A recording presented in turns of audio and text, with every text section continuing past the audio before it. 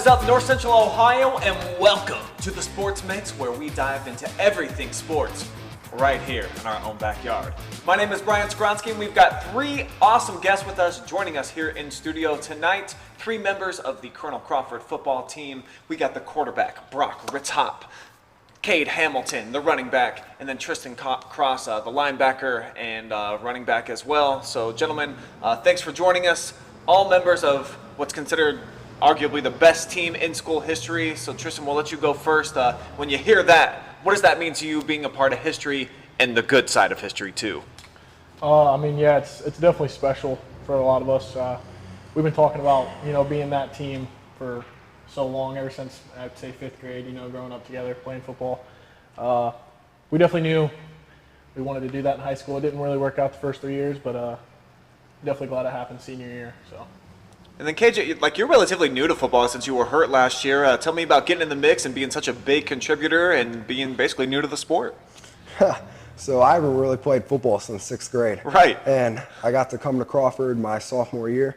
Coaches wanted me to come out. They kept wanting me to come out. I finally did. Junior year, I got hurt. Came back senior year. Ended up playing running back with this guy. He was the best running back in the state and the second best running back on the team this year. So, good stuff. It was a great season. We got to go 8-1. We could have made it further. Regular season, we could have gone undefeated the first time in school history.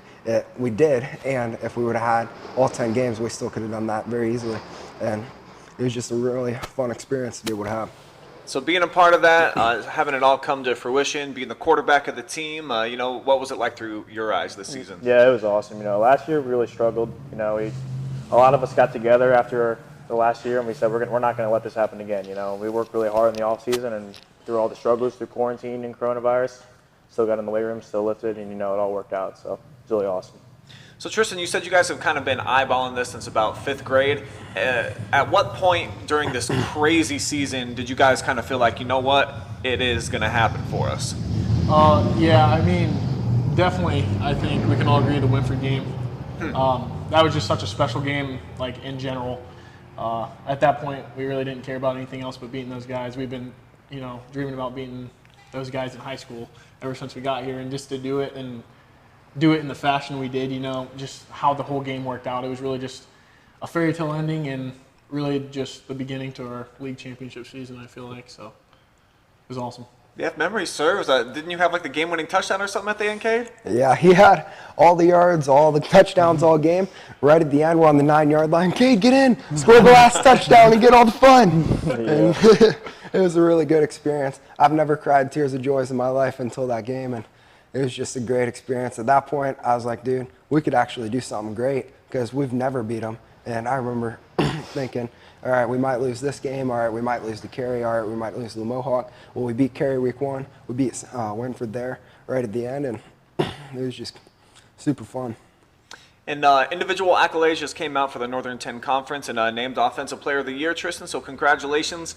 What do individual efforts and awards mean to you personally? Well, what does that mean when you hear that?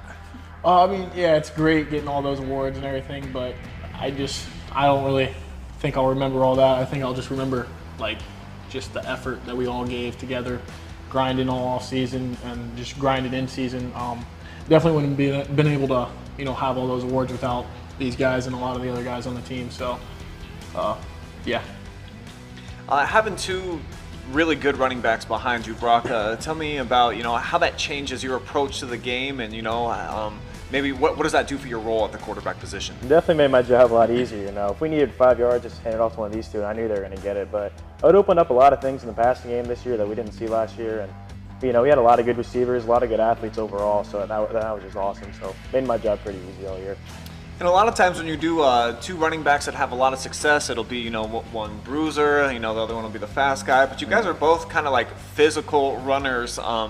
Kay, tell me, how would you describe your role out of the backfield? What were you for this team? I was definitely the fast one, I'd say. He runs a 4.7, but he's 227 pounds. Right. And so they're going to be a lot more worried about trying to hit that where I'm weighing about 200. And I don't get a lot of the stuff to the outside when he'd take it up the middle and just to use my speed to burn by everyone where he was just running them all over. So, what did you notice at the QB position then? You did have like a nice complement of receivers. Of course, you had the big tight end too. With the 2 running backs, I mean, did you feel like you were maybe the most dangerous team on the field every time you took the field? Oh yeah, for sure. Looking at the other team, we knew we were always faster and always bigger than them, and we feel like we really played it out this year in the N10. Beating a lot of these good teams in the N10. And it felt like it was just sweet pickings, just throwing it to whoever I wanted to. They were all very good receivers, and I wouldn't have traded them for the world. Yeah, the Northern 10, well, it was a good conference this year. I mean, when you look at like the likes of Cary and Mohawk, he talks about the big win that you had over Winford, who typically gets in the playoffs every single year. Battle tested, I would say, probably by the time you guys got in there. Tell me about the tournament run that you had, Tristan, through your eyes, and just how was it, racking up a couple of wins and getting to a regional semifinal? Well, to start off with, getting the first round against Seneca was just pretty sweet for us because we knew that was the only N10 team we were going to get to play that year. And just, being able to play them, beat them, and finally say, like, hey, we truly are the best in the league, that was awesome. And then moving on to the regional quarterfinals, playing Liberty Center, who we lost to the last time we were in the playoffs in 2016, was just, sweet on its own, finally getting revenge, and just the way it all ended, that was a fun game as well. And then, the Fairview game, we lost in the end, but still definitely a fun game, a lot of memories, so it was awesome. Yeah, you go from the quarterfinal victory where, you guys are the team that ends up on top at the end of a really dramatic finish. And then the following week, of course, against Fairview, they take you down 2-point conversion and knock you off. It's still pretty fresh just a few days ago. I mean, how much have you guys thought about that over about the last 5 days?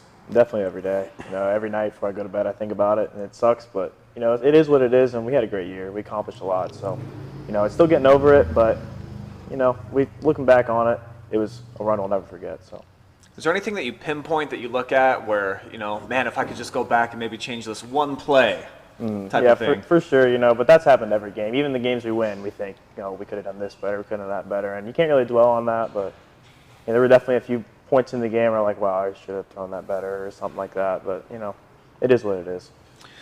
Kay, tell me about like the emotions and kind of how the coaches talked to you after the game on Saturday after the loss. What was the environment like for you guys knowing that you were that close to getting to a regional championship? Man, it was emotional. I just remember there's 6 seconds left in the game.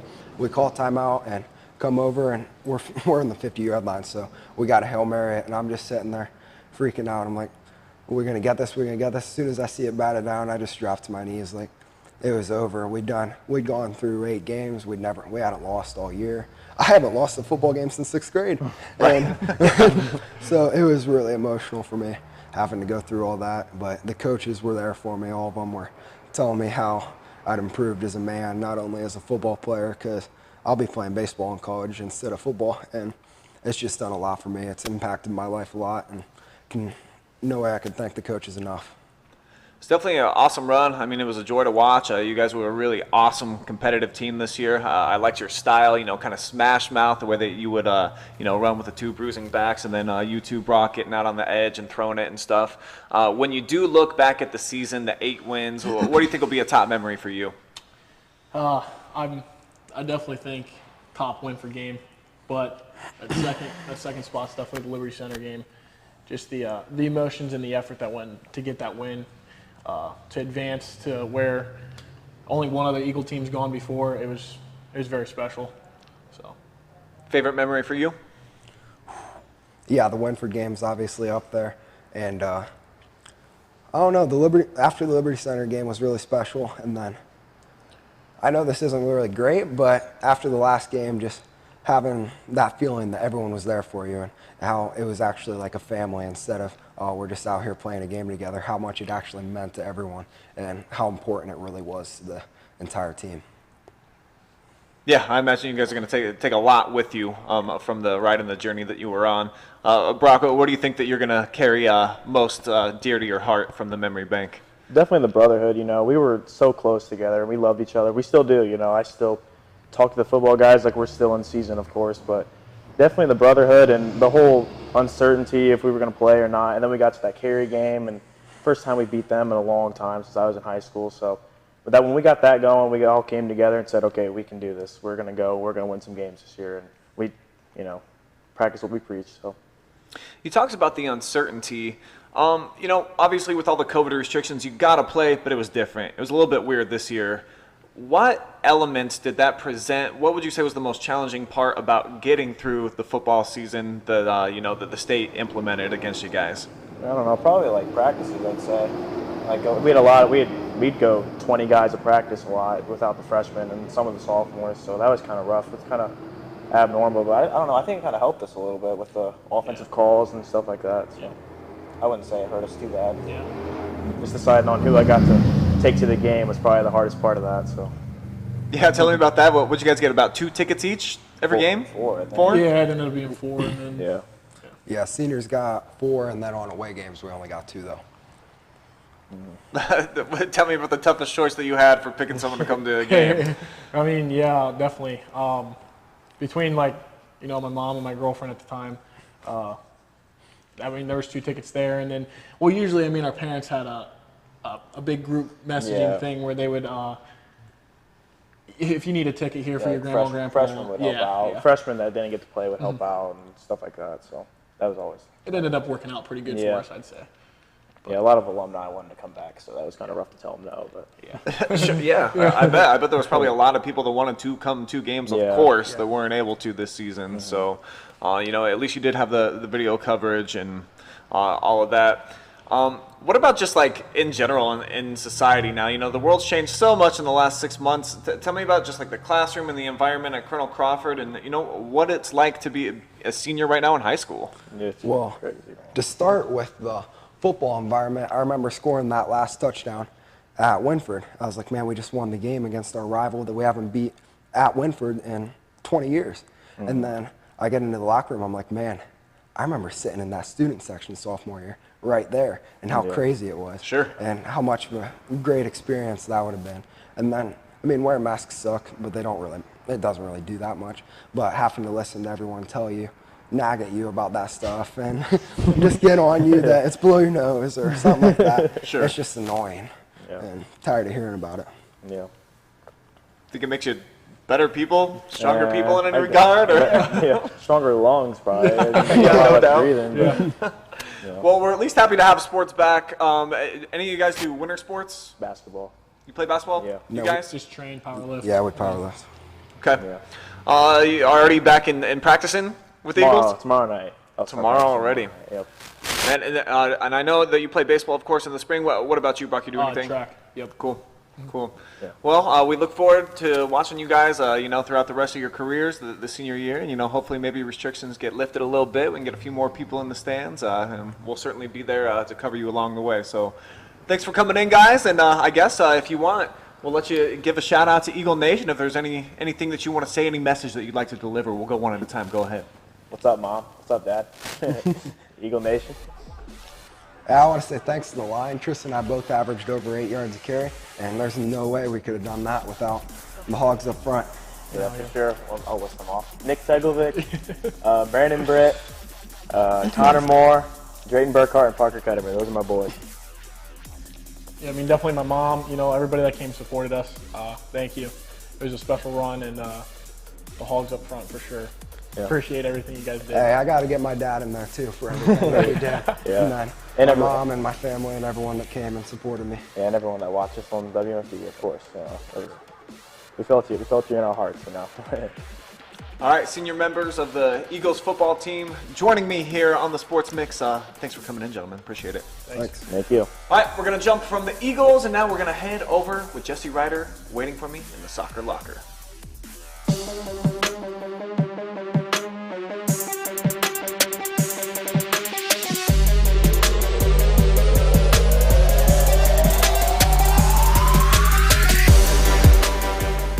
Welcome inside of the soccer locker, boys and girls, where it is time to get brighter with Ryder. That's right, Jesse Ryder joining me, and it is tournament time, Jesse. We're almost actually at the end of the whole big enchilada. Regional championship games going down this weekend. Still 2 teams remain right here in Richland County, including the Madison Lady Rams and the Lexington Minutemen. Fill me in on your thoughts up to this point. I think we both kind of felt like both of these teams might still be playing at the same time. Absolutely. I think that these teams are who we thought they were. I mean, they are both. What's interesting, I don't think either one has really hit their peak yet. You know, we had the Lexington game against Granville, and the first half, Lexington looked really good. The second half, it was a little sluggish. Against Ontario, they get scored on in the first 17 seconds, and then they're just near the goal for a long time for the rest of that game until the very end, and they're able to knock 2 goals in to come back and win. So for Lexington, I don't think they're playing their best soccer yet. I think the best is yet to come for them, which is exciting because this is the right time to kind of hit your peak. Regional championship game, huge game for Lexington on Saturday. For Madison, I really think they're going to be their own worst enemy. If they lose, it will not be because the other team is better. It will be because they were not at their A game. That team is just phenomenal. They are a really good team, so dynamic, so diverse in how they can score. They move the ball so well, so many different finishers on that girls team. They are just a super talented team, and I think that the goal, the expectation for everybody looking at Madison is this is the best team in the state. They probably should win the state championship. Certainly ability-wise, they have that capability. Talent-wise, they're loaded. They have the experience. So everything, you're kind of checking all those boxes. It just comes down to when it's time to play those 80 minutes.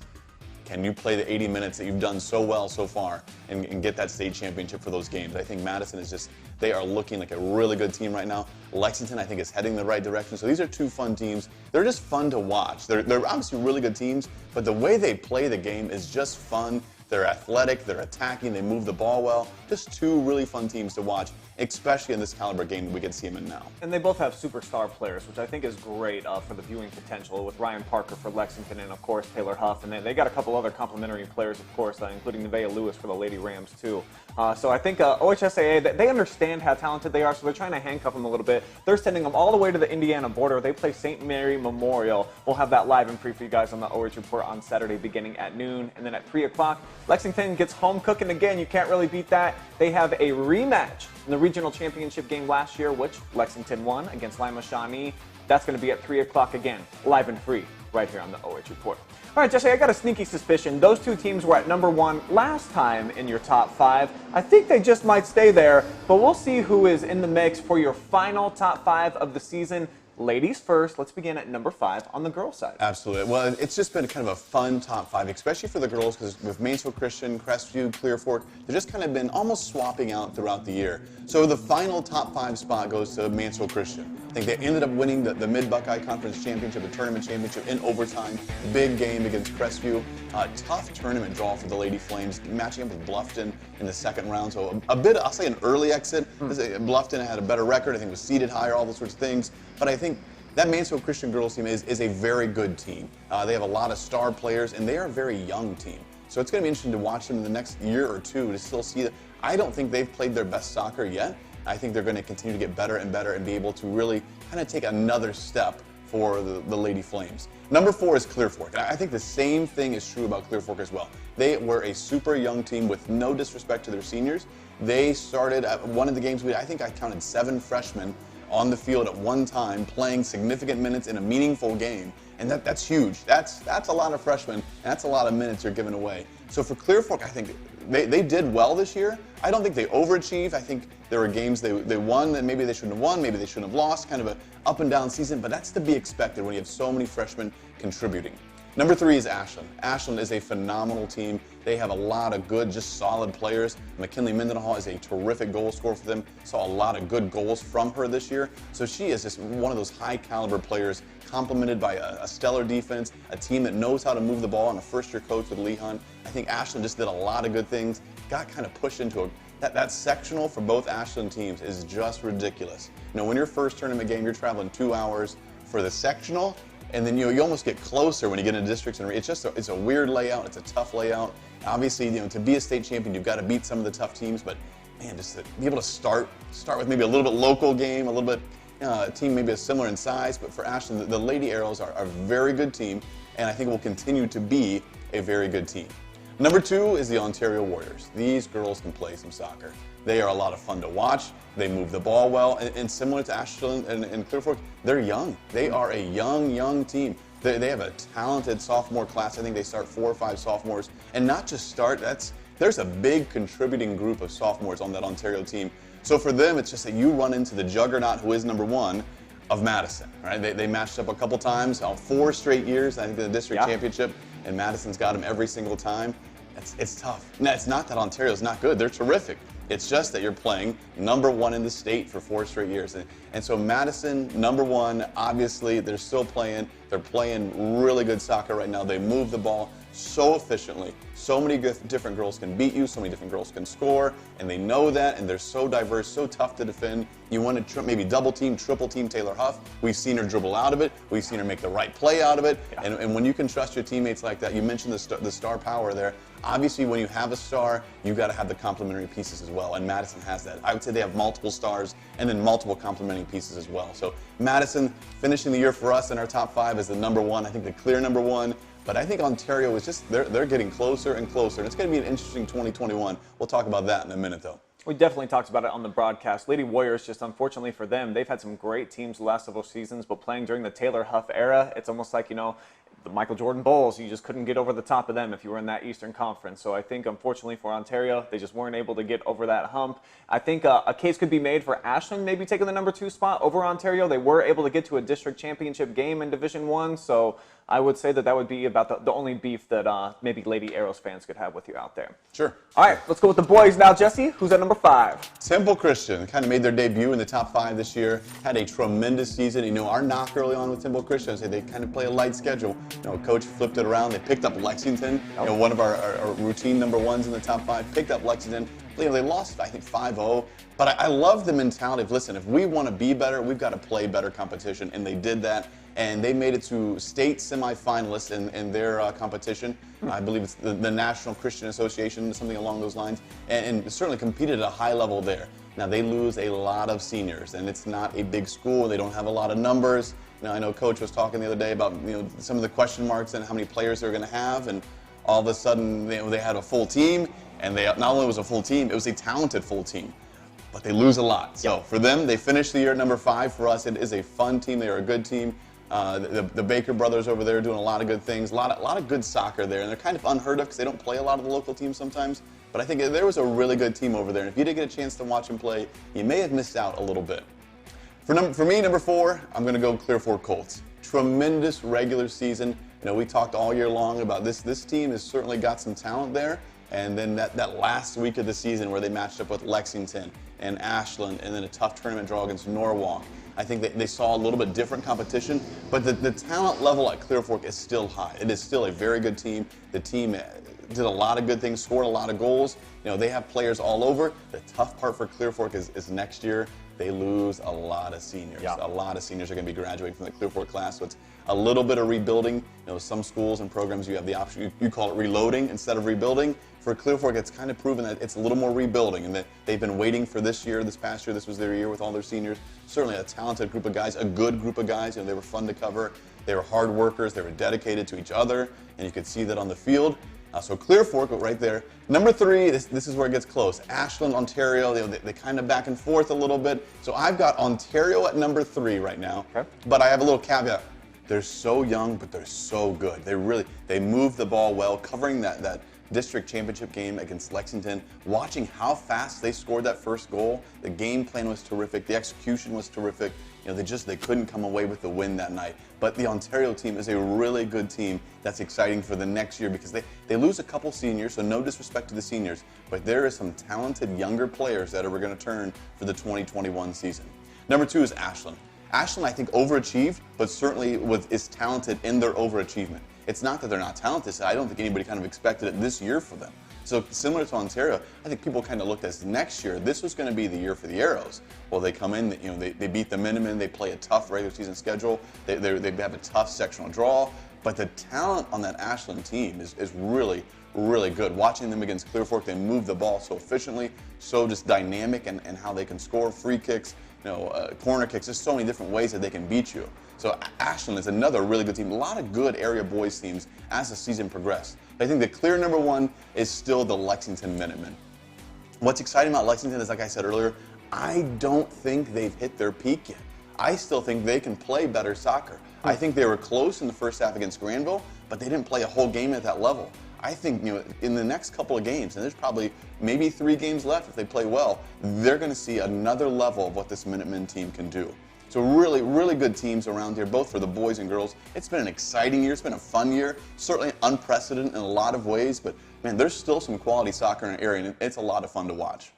And what's so much fun for us right now is that Madison is the clear #1 in the entire state, and they are expected to win a state championship. So if they don't, it's going to be a big disappointment for them. And I think you're right with Lexington, too. I haven't seen them, with my own eyes, play a full 80 minutes yet, which it's tough to do. But at the same time, it does feel like they can take it up even 1 or 2 more gears at certain times. So Lexington also, we could get 2 state champions right here in Richland County, Jesse. That's some pretty awesome stuff. Absolutely. But both of those teams, they've got some stud seniors that are going to be leaving. However, let's go ahead and look at the way too far off into the distance top teams returning in 2021. I know the Lady Rams, even though they have the 10 seniors, they have a ton of stud freshmen on the team.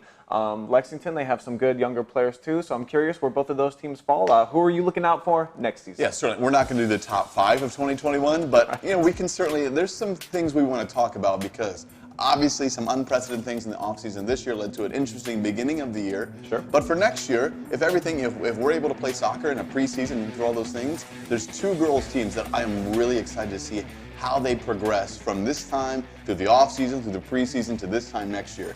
That is the Clear Fork Colts and the Ontario Warriors. Those 2 girls teams are so good and they are so young. Even 2 years from now, these will still be the top 2 teams in the area.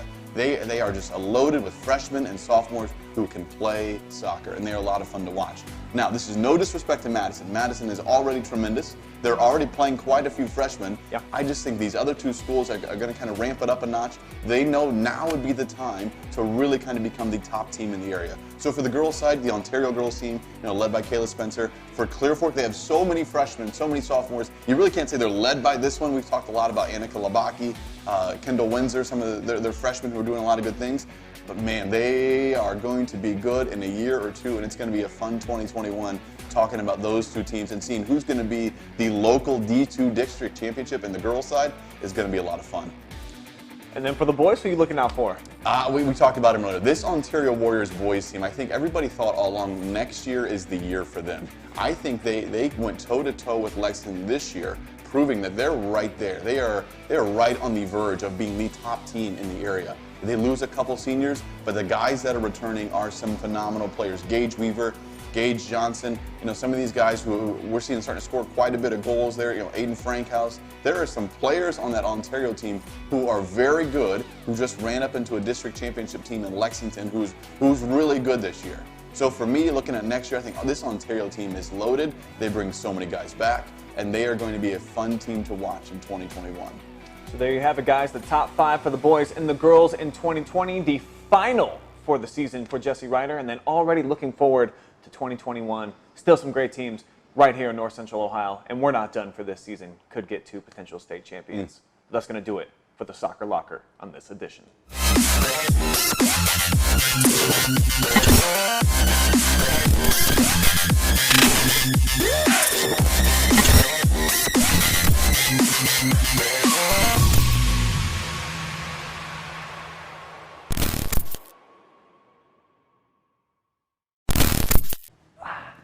We take you out of the Soccer Locker and straight into the Pigskin preview. That's right, we've got a bunch of football on the way for the weekend, and to get ready, me and Travis Berardi, we like to chuck it around ourselves. We're going to be at different games on Friday night. I'm going to be at Warren JFK, where the Lucas Cubs, Travis, are going to be looking to get back to the state Final Four. Exciting stuff, my friends. Yeah, Lucas facing a dual threat quarterback that can pretty much do it all, but pretty much the only playmaker that JFK has. Lucas can stop them and do the game plan that they've always had, the RPO of run people over, take time off the clock. Lucas should be getting back to that state Final Four. And like you said, I'm going to be at another game. I'm going to be Crestview hosting Johnstown Monroe. Crestview looking to get their 8th win of the season. Wow. This year having the ability to play into November, this is their 11th game, but they're still, they're going to be a chance of finishing 8-3 on the season with that Firelands Conference Championship. So it'll be a fun one. Brian Harder, Bruce Wyrick will be on the call of that one. We'll be teaming up with WMAN. We will have Eric Will and Aaron Hines on the call for our game at Warren JFK. And that kicks off at 7 p.m. on the live stream on the OS Report. Another big game on Friday night. Two teams from the same city. I love this matchup. Massillon, Washington, one of the most storied programs in the entire world, going on the road at Perry. Travis, we're just going to have a highlight of that with Carson Kennedy. But, man, that's a fun matchup. Yeah, I mean, it's the rivalry. It's one of the biggest rivalries other than the McKinley game as well. But for a regional championship, that place, due to COVID, not going to be as packed, but still it's going to be packed. You'll probably have people outside the fences lined up. People will probably have their cars set up already, and it's, more than 24 hours away.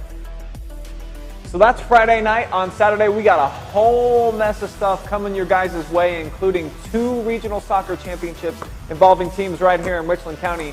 Beginning at noon, you can catch our mans right here, Travis, on the call. You're going to St. Mary Memorial to see the Lady Rams in action. Yeah, almost to Indiana, but it should be a nice trip down 30. Madison, I mean, this is a team that, their destiny is a state championship game. Anything less is a failed season for this squad. I mean, you have Taylor Huff, going to be a 4-time All-American, and just the supporting cast. We said on our broadcast in the regional semifinal, all but one player on the whole roster has scored, and that one player still has 2 assists, so they love to spread the love. It's a business trip. We've mentioned that too. This is a business trip out towards the Indiana border. They're looking to take care of St. Mary's and get back to that state Final Four.